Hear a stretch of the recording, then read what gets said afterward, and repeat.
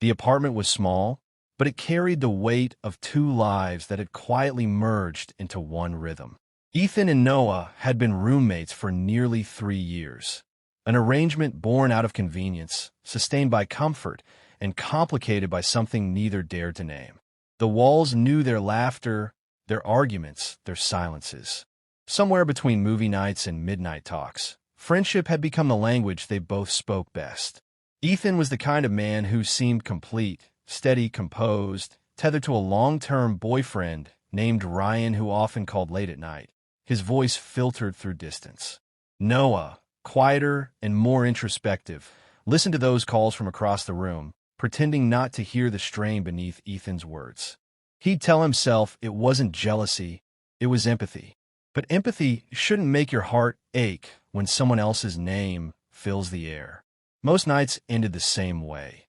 The two of them sitting side by side on the worn-out couch, talking about everything and nothing. Ethan's laughter had a warmth that always arrived too late in the day, like sunlight sneaking through rain clouds. Noah found himself chasing that sound without realizing it. He started noticing the smallest things, how Ethan's voice softened when he was tired, how his eyes dimmed when Ryan canceled plans again. Temptation rarely announces itself. It creeps in, quiet as breath, until resistance feels like pretense. For Daniel, it began with texts that should have been ignored. Liam's words came late at night, glowing against the darkness of Daniel's bedroom. At first, the messages were ordinary, training schedules, workout advice. But soon, they bent into something sharper. You push me harder than anyone else. You make me want to be better. Then later, I can't stop thinking about our talks after practice. Daniel told himself it was harmless, a freshman's admiration for his captain. But the more he read, the less he believed it. His replies grew longer, warmer. What began as mentorship started to feel like intimacy. Ethan never noticed. He kissed Daniel goodnight, whispered encouragement before big games, and slept soundly while Daniel's mind tangled itself in guilt and desire. Ethan's love was unshakable, but Daniel's discipline was eroding. The break came on an ordinary evening after practice. The locker room was nearly empty, the air heavy with sweat and steam.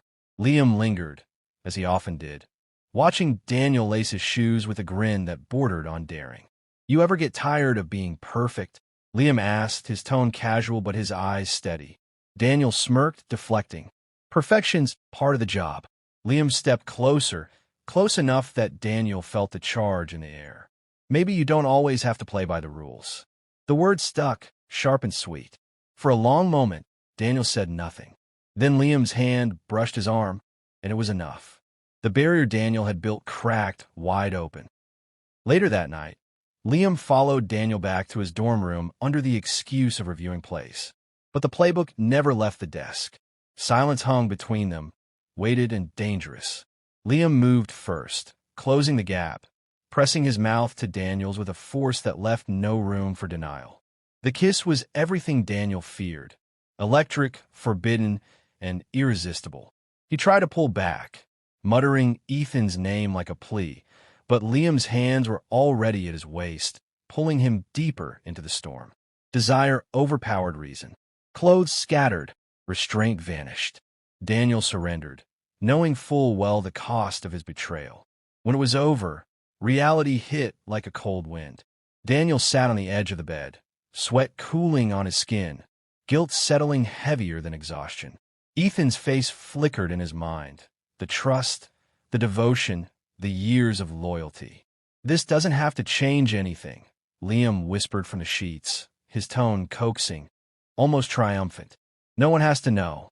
Daniel stared at the floor, jaw clenched. The line he swore never to cross was behind him now, and there was no erasing it. He crawled into bed later beside Ethan, who curled against him, warm and trusting. But Daniel's body stiffened with the knowledge of what he had done. For the first time, he understood. The secret thrill wasn't fleeting. It was only the beginning. Infidelity thrives in shadows, and Daniel quickly learned how to live there. By day, he was the reliable captain, the boyfriend who showed up on time and answered Ethan's questions with easy smiles. By night, he became something else, reckless, hungry, pulled into Liam's orbit with a force he no longer resisted. Their encounters blurred into a rhythm. A stolen kiss in the locker room. A hurried touch in the showers. Late-night whispers in Daniel's dorm when Ethan was away studying. The secrecy made each meeting feel like fire stolen from the gods. Dangerous, intoxicating, impossible to resist. Yet double lives always leak. Ethan began noticing the cracks. Missed calls. Messages left unanswered. The faint trace of cologne he didn't own lingering on Daniel's hoodie. He brushed it off at first. Trust was Ethan's nature, but unease gnawed at him. He asked subtle questions, watched Daniel's distracted eyes, and wondered if love alone could blind him. Daniel convinced himself he could handle it. He told himself Liam was just an indulgence, a secret that lived in the dark. But Liam was no longer satisfied with scraps. "I'm tired of hiding," Liam said one evening after practice, voice edged with frustration. "Don't I matter to you beyond these stolen hours?" Daniel froze. Liam's eyes were fierce, searching for something more than lust. "You knew what this was," Daniel muttered, defensive. "You said you didn't care about labels, that the secrecy excited you." "That was before," Liam shot back. "I don't want to be your secret forever." The words rattled Daniel more than he admitted. Because beneath his captain's confidence, he knew Liam wanted what he could never give: open acknowledgement, the role Ethan already filled. And Ethan, loyal to a fault, still planned their future as if betrayal weren't already burning its way through the walls of their relationship. The pressure mounted. Ethan booked a weekend trip for the two of them, a chance to escape campus and reconnect. He spoke about it with quiet excitement, unaware of the storm raging just beneath Daniel's calm exterior. That night, while Ethan showered, Daniel sat on the bed, phone in hand. Liam's message lit the screen. "Do you think of me when you're with him?" Daniel's thumb hovered. His chest tightened. He typed back quickly, almost instinctively, before he could reason himself out of it. "More than I should." The words hung heavy on the screen, heavier still in his chest. He slid the phone under the pillow as Ethan emerged from the bathroom, smiling, towel draped casually around his neck. Ethan leaned down, kissed Daniel softly, and whispered, "This trip will be good for us." Daniel forced a smile, but his heart was already sinking. He was living two lives, and both were beginning to crumble. And in that moment, he knew secrets are never safe forever. The weekend trip was supposed to heal what Daniel's choices had already poisoned. Ethan booked the cabin, packed their favorite meals, and spoke of quiet mornings and long hikes.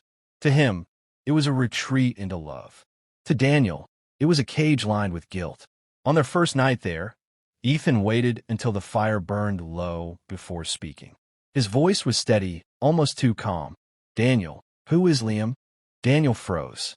His breath caught as the name cracked the illusion wide open. He searched Ethan's eyes and found no rage, only hurt so deep it silenced him. Ethan held up the phone he had borrowed earlier that day. The messages were there. Every word Daniel thought was hidden. "I gave you everything," Ethan whispered, his tone breaking more than his volume. "Was I not enough?" Daniel stammered, apologies spilling without shape. Words like mistake and weakness tripped from his mouth, but they sounded hollow, cowardly. Ethan shook his head, tears catching the firelight. "You didn't just betray me. You betrayed us." The silence that followed was unbearable. Daniel wanted to reach out, to anchor Ethan before he slipped away, but Ethan stood and left the room, shutting the door softly, too softly for the storm that raged between them.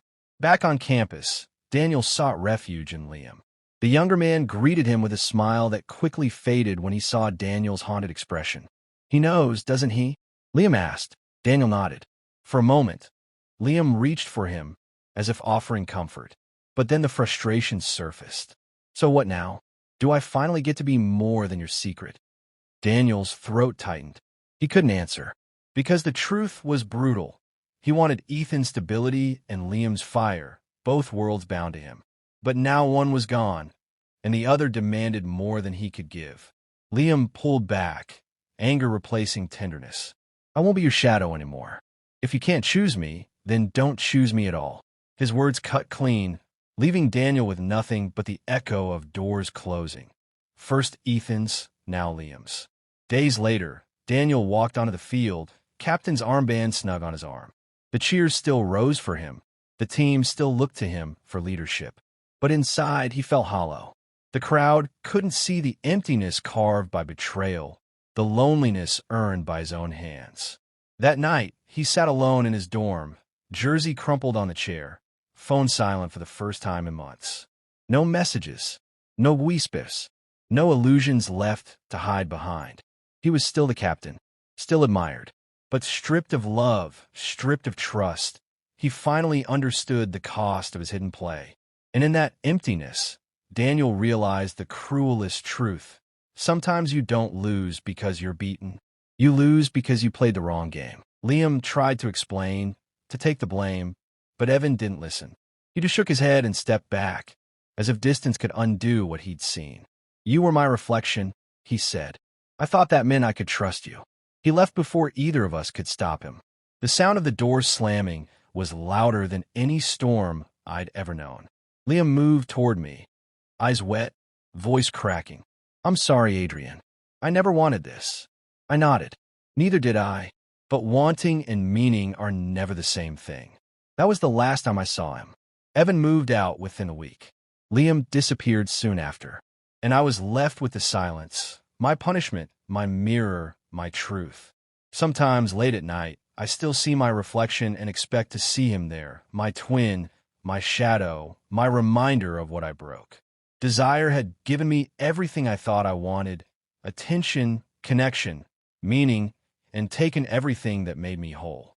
Because when love turns to betrayal, what you lose isn't just someone else's trust. It's the version of yourself that was still innocent enough to believe it wouldn't happen.